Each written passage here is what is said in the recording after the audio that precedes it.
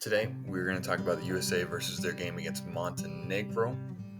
We're going to discuss one defensive concept that the United States had to come up in a couple of times and where they struggled and where they succeeded before ultimately ending up having a fairly decisive victory. Okay, so the thing we're looking at for the United States is we're looking at their rotations on defense. So the first thing we can see is that in this play, Jaren Jackson is serving essentially as a rim protector, which I love that concept. I think that concept should be employed. But we're going to look at the rotations that come out of this.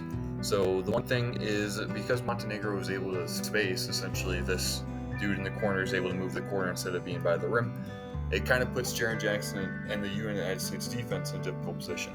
So it makes it so the near side, the opposite side defender, Jalen Brunson in this case, has to come out and guard this because Jaren Jackson's too far to contest any threes. And so the situation that leaves Jaren Jackson trying to guard this wing player with a massive amount of space to attack a closeout, and that is not a good situation for the United States. That is something I want to avoid.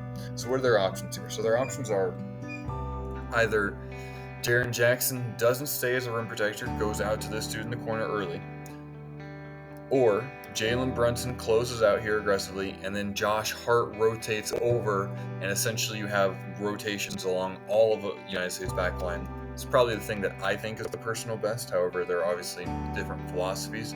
But having Jaren Jackson close out to a shooter in space is not a good idea. But the shooter goes up against Jaren Jackson, and they get the rebound. The ball gets swung out. In the United States, their first rotation is decent. Like, Josh Hart kind of gets up there. But then the second rotation is nowhere to be found.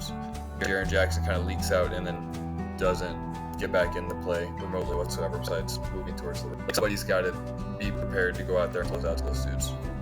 And then the last example we're looking at is kind of in transition, like delayed transition, just blatant miscommunication. In America, no one is guarding the top of the key. Ball gets swung out. Montenegro attacks the paint nicely, gets a shot and foul. Then a couple minutes later, we can look at some examples of the United States rotating pretty well. Like, no one in this play is giving up on it. They're moving the ball, moving around consistently, trying to jump passing lanes, which I don't mind whatsoever as long as you trust the defenders on the opposite side. Bobby Portis does a great job rotating. Everyone moves to their next man. Even though Montenegro makes this shot, this is good defense moving around. There are no open looks, no clear drives to the paint. So then the main reason why the United States should just, put some emphasis on this on defense is because the reason they excel, or the reason I think the United States is the best team in the tournament by far, in my opinion, is because of their transition offense. Like, the United States is so athletic, shoots the ball so well, and is just so dynamic in transition that they're able to play good defense that creates this dynamic opportunities. I don't think there's any team that can hang with them. But that being said, if they give up decent looks on defense, then maybe other teams have a chance. They leave teams like Montenegro hanging around with them midway through the third quarter. If you enjoyed this video and like more content, feel free to like and subscribe.